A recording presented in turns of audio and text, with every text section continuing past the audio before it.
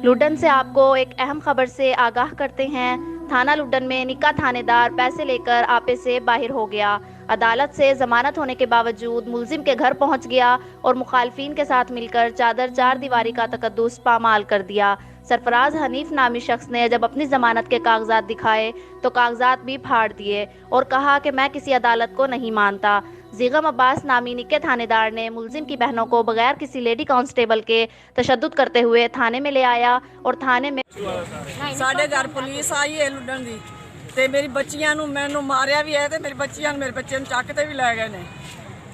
ज्यादती कीती साडे नाल, गालां भी बकदे रहे ने, धक्के लांदे रहे ने, मारे मेरे पैरां नूं ते जिस्म दे ठुड्डे मारे ने, नील पा दित्ते ने।